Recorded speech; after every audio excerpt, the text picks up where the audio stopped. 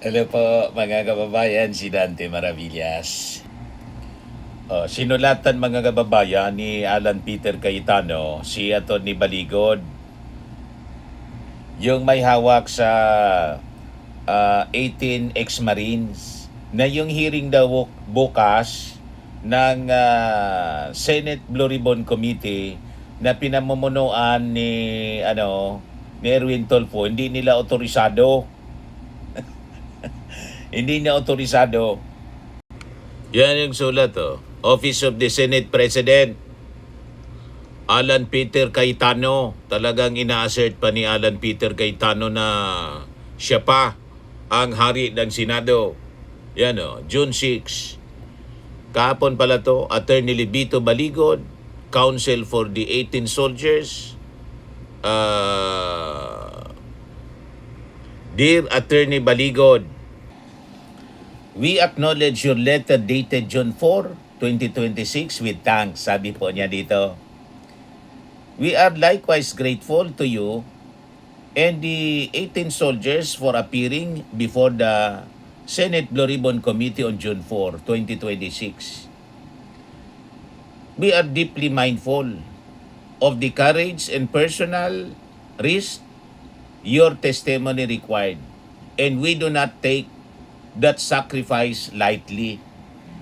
We must clarify, however, that the hearing purportedly set for June 8, 2026, bukas po, was not authorized by this office. Gusto niyang pigilin, mga kababayan. Hindi daw otorisado ng kanyang opisina by this office, by Senator Pia Cayetano as committee chairperson, or by Senator Rodante D. Marcoleta as subcommittee chairperson. None of these offices scheduled such a hearing or authorized Director Josephine D.G. Herrera to issue any invitation in connection with it. The notice you received did not come from any of them. Sabi ko sa inyo mga kababayan, yung apologize ni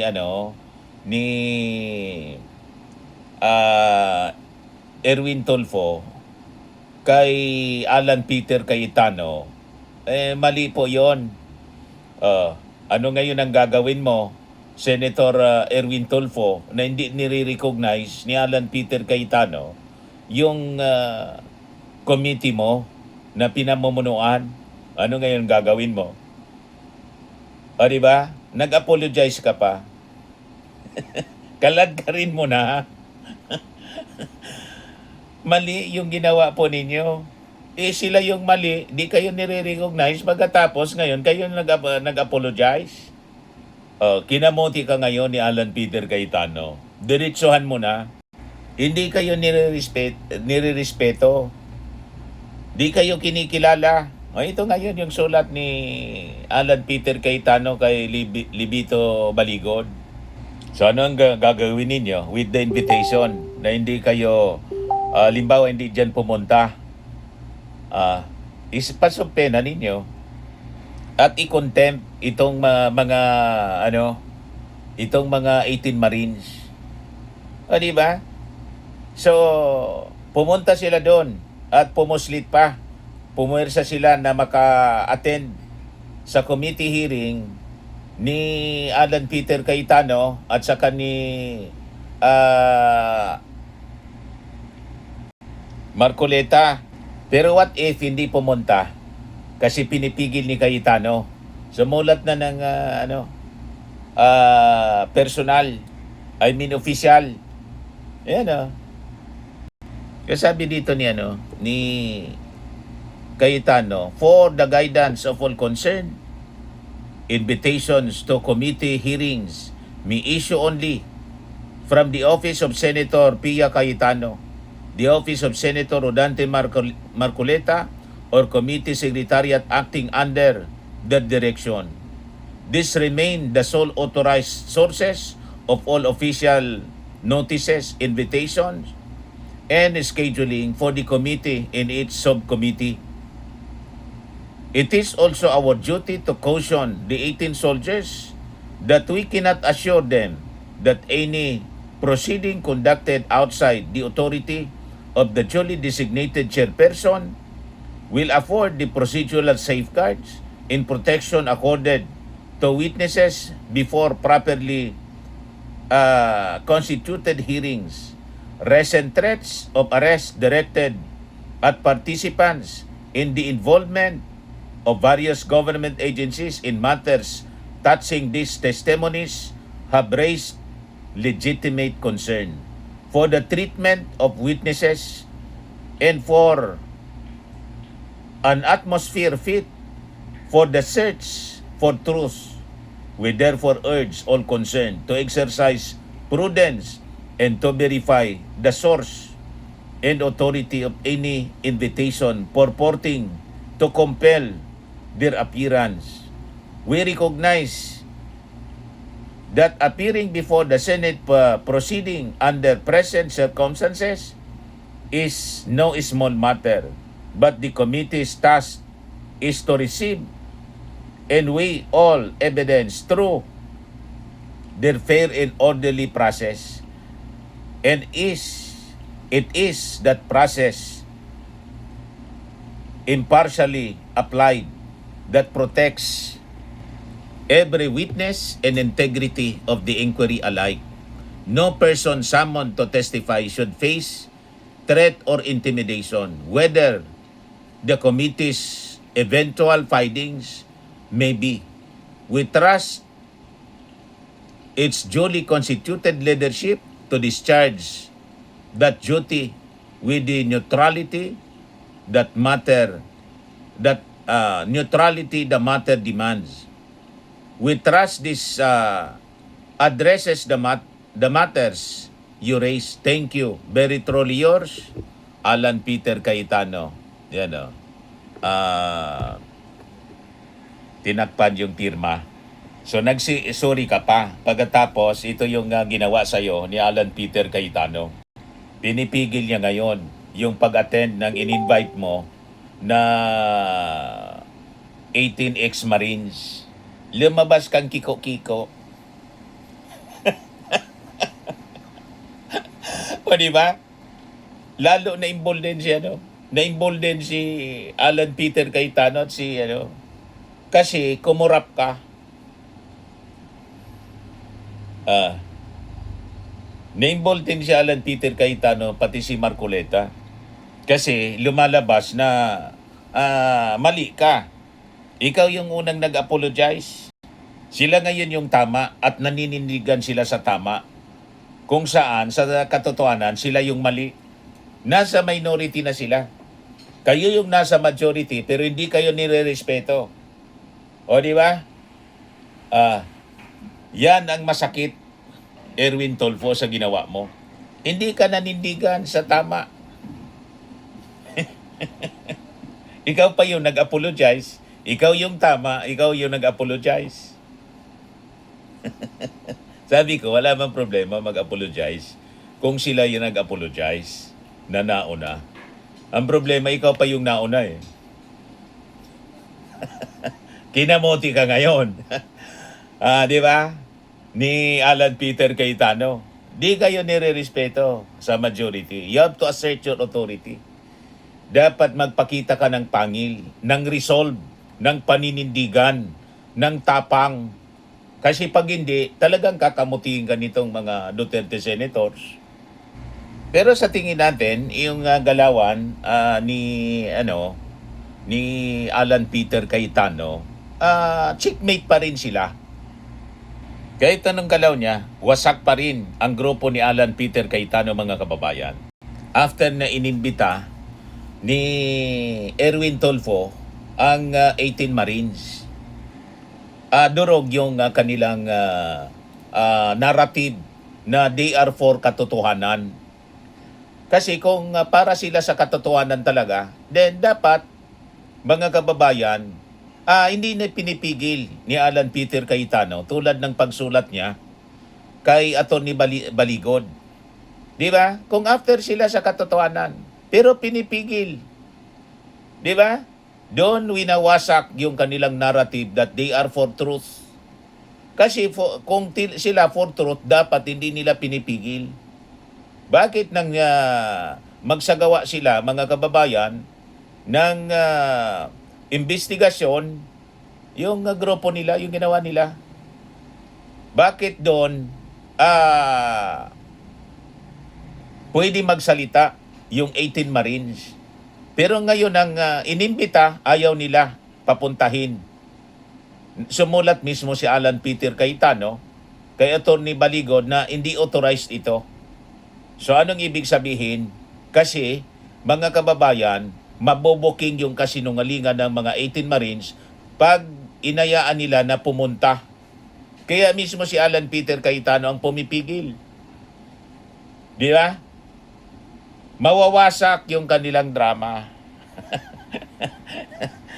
At sa ginawa ni Alan Peter Cayetano na pagsulat mismo kay Atty. Baligod, wasak yung kanilang propaganda.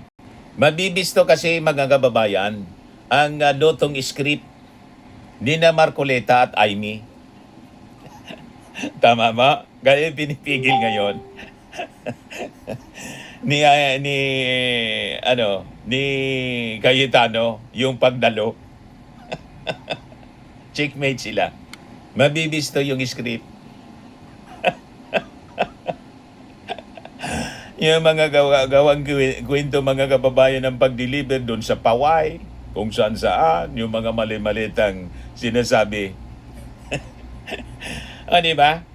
At talagang paniniwalaan yung naging affidavit po sa NBI ng isang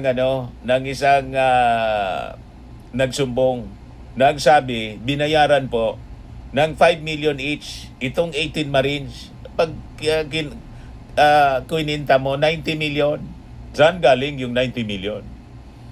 Para lang testify dito sa Moro-Moro bogus na committee hearing ng Blue Ribbon ng kampo ni Alan Peter Cayetano. O di ba? Mabibisto po yung palpak na pagdawit kay Tito Sen na yung tumanggap ng maleta na pinangalanang si Mark ay patay na pala, mga kababayan. 2015, patay na. Pero tumanggap pa ng maleta. Hindi pa noon, mga kababayan, hindi pa senador si Tito Sen. Ganon din yung pag-deliver kay Laila de Lima. Nasabi nga natin, paano mag-deliver kay Laila de Lima na unang-una hindi pa kongresista si Laila? Anong motibo? Lahat itong kwentong ito ay kukulaps. Kaya pinipigil ni Alan Peter Cayetano. So lalo na yung na-discovery mga kababayan na kwento na sinuportahan pa yung pag-deliver sa Paway, na tumanggap daw si Sandro Marcos, nagpakita ng picture pa ng ating Pangulo, at na-discover later on na yung picture ay galing sa kampanya. Nang sabi, diniliver gabi, nang ipakita yung picture, maliwanag pala, hapon pala niya. Lahat itong tayong kwento mga kababayan ay mabubuking. Kaya pinigil ni Alan Peter Cayetano ang pagdalo ng 18 Marines. Sumulat siya kay Atty. Baligod ngayon, o kahapon. Sila daw lang ang authorized na committee. O di ba, mga kababayan? Lalo na yung kwento ng isang Marine na binigyan sila ng iPhone 16e na na-discovery mga kababayan na yung iPhone ay imposible na sila bigyan ng ganong model ng iPhone kasi yung iPhone 16e 2025 pa lang nilabas ng Apple. So gigisahin sila ngayon pag pumunta doon yung 18 Marines sa hearing ni Erwin Tulfo. Kaya pinipigil po ni Alan Peter Cayetano. Hindi daw authorized. Di ba? Kung talagang sila ay para sa katotohanan, dapat i-encourage pa niya na makapagtanong. Sila lang ang nagtatanong. Bogus nga po itong yung committee ni Alan Peter Cayetano kasi walang imbitado, walang kasama na minority. Pero itong si Erwin Tulfo, lahat sila, open sila. Sabi nga ni Erwin Tulfo, lahat kayo imbitado ko. Hindi lang yung 17 members ng committee. Every senator can attend the committee hearing. O di ba? Kaya wasak yung kanilang propaganda. Lahat ng kwento nila kasi babagsak. Yung naratibo nila doon, yung script nila na binitawan doon sa